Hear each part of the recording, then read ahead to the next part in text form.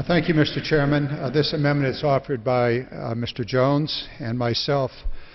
The current Overseas Contingency Operation budget is based on the assumption that we will have 68,000 troops in Afghanistan throughout the entire fiscal year 2013.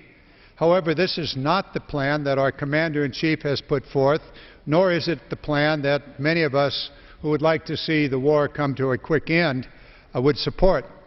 As President Obama has repeatedly stated, we are winding down this war.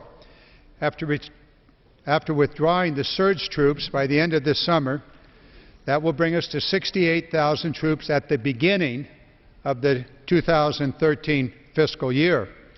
We will continue to bring our troops home from Afghanistan, and I quote the President, at a steady pace.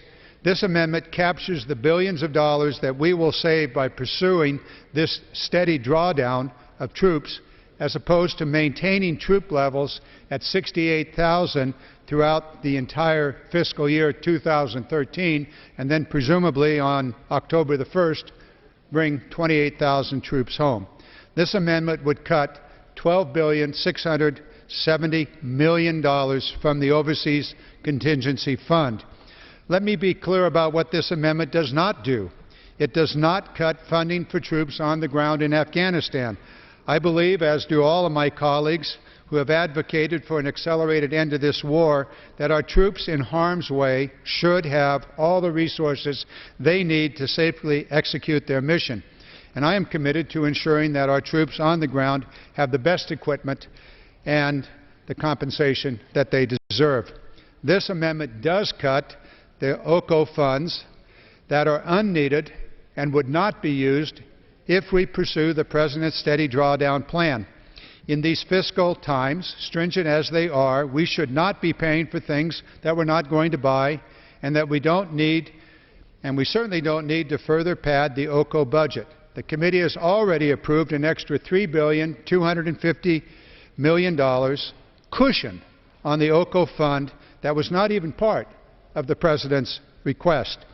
We have already spent $500 billion of taxpayer dollars on the war in Afghanistan, and the Department of Defense can't even account for many of those funds, lost to contractor fraud or Afghanistan corruption. When we take into account the long-term costs of this war, such as servicing our debt and caring for the wounded warriors, the costs are even more staggering. Many of us support a quicker timeline for the withdrawal of troops from Afghanistan than the President has proposed. After a decade of war, we recognize that our core national security objectives have been met in Afghanistan, and that there is no U.S. military solution to the remaining challenges in the Afghanistan nation. We began our military operations in Afghanistan to eliminate those international terrorist organizations that threaten the United States. And thanks to the remarkable bravery and competency of our men and women in uniform, al-Qaeda has been virtually eliminated from Afghanistan, terrorist camps have been demolished, and Osama bin Laden is dead. Thousands have given their life to accomplish this, and tens of thousands have suffered life-altering wounds. It's now time for our troops to come home, and it's also time for this House to not waste further money. This amendment is not about ending the war. It's about reducing the deficit by $12,670 million. We can do that by capturing the billions of dollars saved by the President's proposed troop drawdown and redirect those funds towards reducing the deficit and bolstering our fiscal security here at home. With that, I yield back my time.